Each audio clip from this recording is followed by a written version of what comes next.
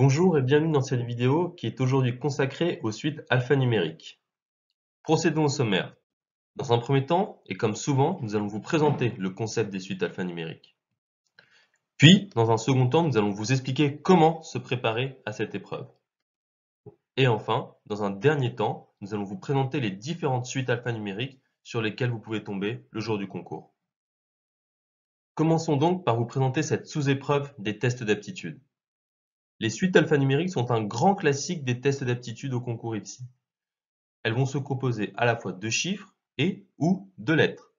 Le principe reste le même, c'est-à-dire que la suite est régie par une logique qu'il s'agit de découvrir. Ce qu'il faut bien comprendre et surtout savoir, c'est que les suites alphanumériques se présentent sous de nombreuses formes.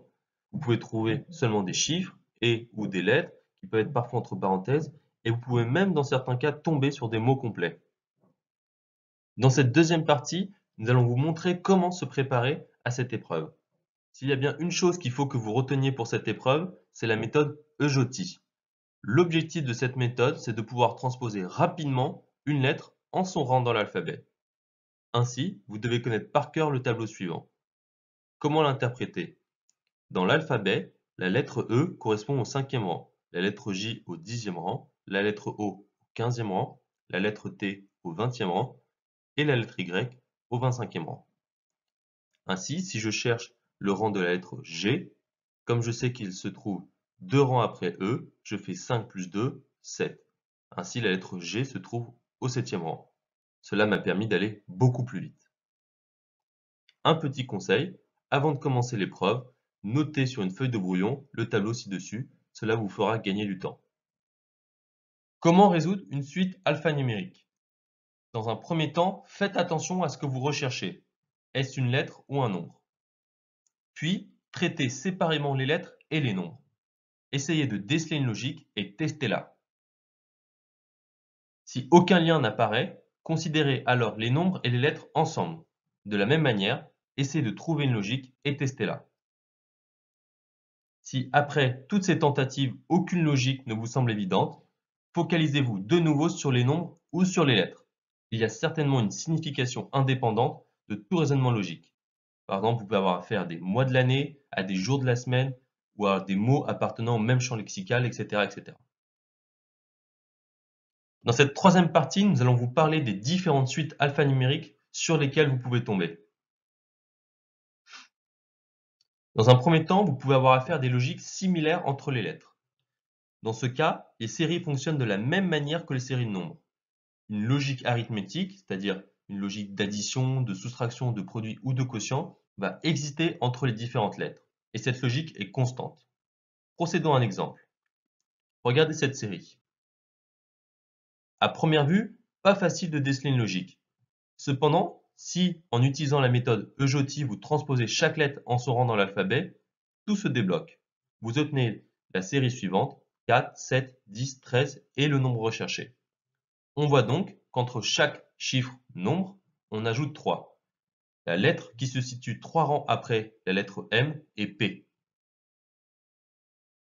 Vous pouvez aussi avoir affaire à une logique évolutive entre les lettres. Dans ce cas, le fonctionnement est le même que dans la diapositive précédente, sauf que cette fois-ci, la logique entre lettres va évoluer. Regardez cet exemple. Utilisez la méthode EJOTI pour transposer chaque lettre en son rang dans l'alphabet. On obtient la série suivante, 3, 5, 8, 12 et le nombre recherché. On voit qu'on ajoute successivement 2, 3 et 4 pour obtenir le terme suivant. Ainsi, la lettre que l'on recherche va se trouver 5 rangs après elle. La bonne réponse est donc Q. Autre type de suite, les successions d'opérations. Dans ce cas, la série est composée d'une succession d'opérations qui sont récurrentes. Ces opérations peuvent être des sommes, des différences, des produits ou des quotients. Regardez cet exemple. Transposez encore une fois, en utilisant la méthode EJOTI, les lettres en leur rang dans l'alphabet. On obtient 3, 6, 5, 8, 7 et le nombre recherché. On remarque que successivement, on ajoute 3, puis on soustrait 1 à la suite. 3 plus 3 égale 6, moins 1, 5, plus 3, 8, moins 1, 7, plus 3, 10. La lettre recherchée sera donc 3 rangs après G. La bonne réponse est J. Autre type de suite auquel vous pouvez être confronté, les suites alphanumériques avec de la géométrie.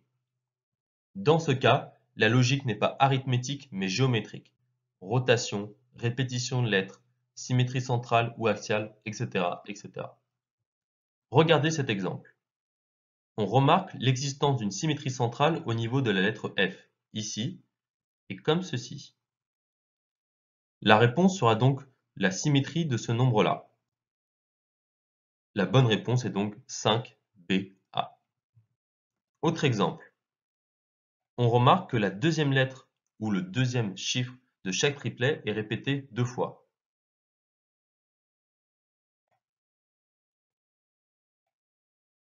TT ici, 7 et 7 ici, PP ici, et donc on va avoir 4, 4.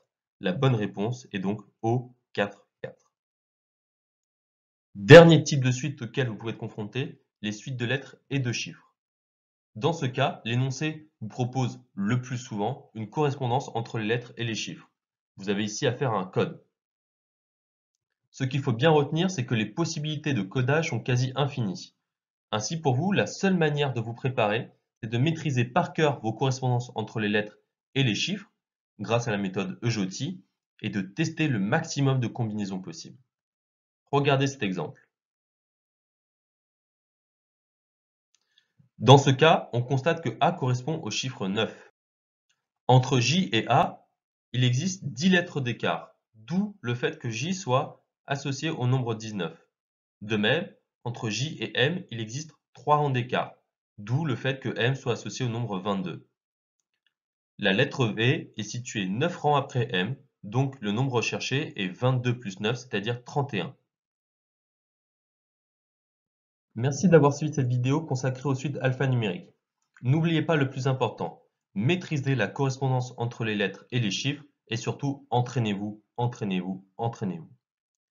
Comme d'habitude, si vous avez des questions ou des remarques sur ce cours, vous pouvez nous envoyer un mail ou nous contacter directement sur notre plateforme prepacademy.fr via notre chat. N'hésitez pas non plus à nous suivre sur Facebook et sur Twitter pour être tenu au courant de nos dernières actualités. À bientôt sur Prep Academy.